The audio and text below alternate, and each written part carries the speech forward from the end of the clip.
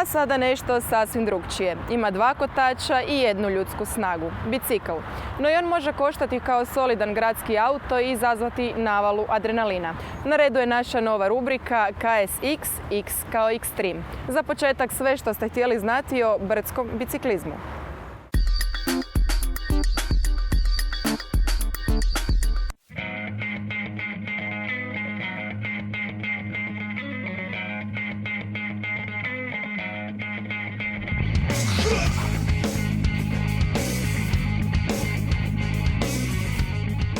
Sljeme već dulje vrijeme nije samo omiljena destinacija planinara, speleologa i običnih izletnika. Najviša Zagrebačka gora svakog vikenda postaje i okupljalište downhillera, biciklista koji se strmoglavim nizbrdicama, šumskim makadamima te uskim planinskim putevima svojim specijalno konstruiranim biciklima vratolovnom brzinom spuštaju i lete preko skokova uređenih od srušenih stabala, stijena, kamenja i sličnih prirodnih barijera. I dok se promatračima ledi krv u žilama, izazovi tog ekstremnog sporta njegovim sudionicima podižu razinu adrenalina u krvi. U brdskom biciklizmu postoje brojne natjecateljske kategorije, a uz spomenuti downhill najpopularnija je disciplina cross country, koja podrazumijeva kombiniranu vožnju uzbrdo i nizbrdo i gdje je ključni faktor uspjeha fizička kondicija i izdržljivost. Downhill u svakom slučaju čovjek mora biti totalni adrenalin junkie, ne smije imati straha jer moraš se zaletiti niz brdo i pratiti svoje neke putanje brda i jednostavno što prije doći dole.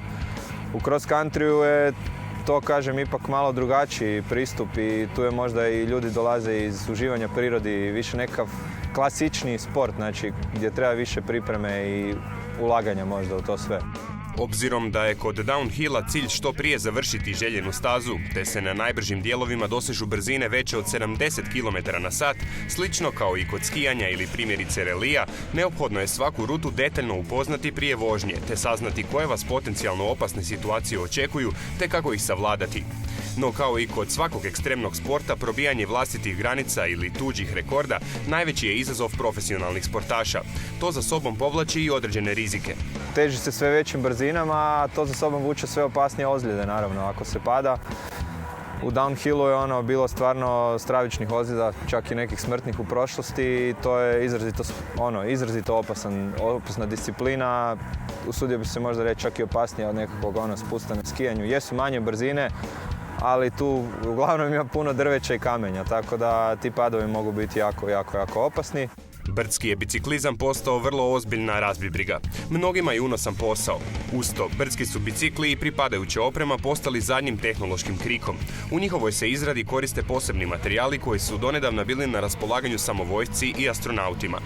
U skladu s time su i cijene koje bez problema mogu doseći i rang prosječnog automobila. Uz naravno neophodno kvalitetan sustav kočenja i mjenjača, primjerene gume i ramu, to jest okvir, ključ dobrog brdskog bicikla leži u amortizaciji, to jest suspenzijama. Na brdskom biciklu najbitniji su amortizeri, postoje brdski bicikli koji su takozvani hardtail, tvrdorepi, koji nemaju zadnji amortizer i full suspension, odnosno koji imaju prednji i zadnji amortizer. Razlikuju se u hodovima, znači imamo recimo prednje amortizere od 80, 100, 120, čak i do 200 mm, to su već na biciklima za downhill, i od traga također od 80 mm pa čak i do 200 mm hoda zadnjeg kotača. Ako ste mislili da nakon što ste kupili bicikl svojih snova, odmah možete put prve planine, grdo ste se prevarili.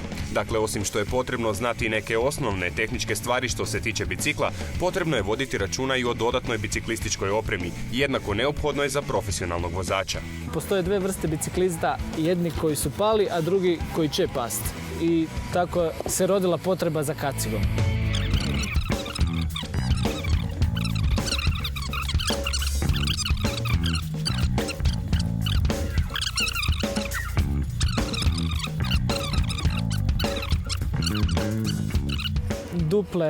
Dupli šlaufovi, jer najvjerovatnije nam se neće dati krpat. I to je to.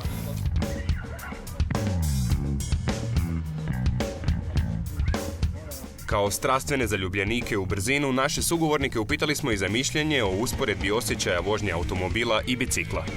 Da ste me pitali prije 5 godina, to definitivno auto, apsolutno. ali sad bicikl neusporedivo. Ipak je ovo, čovjek je tu puno bliže prirodi i osjeća ono bliže, znači samoj zemlji, podlogu bolje osjeća. Ipak je ovo neki video rekreacije i sporta. Automobilizam je, imaš stroj ispod sebe i samo njega upravljaš, a ovo si ipak ti sa svojom snagom i svojim tijelom. Pa ovako, nekakav osjećaj brzine na biciklu u odnosu na auto je puno izraženiji. Nemate oklop oko sebe kao u autu i brzina od 50 km na sat nizbrdo na biciklu je kao u autu 120 čak ili 150, pogotovo po nekom zahtjevnijem terenu. Ja osobno nisam vozio nizbrdo više od 70 km na sat, ali osjećaj je neopisiv, ne može se uspoređivati sa vožnjom u automobilu, bar za mene ne.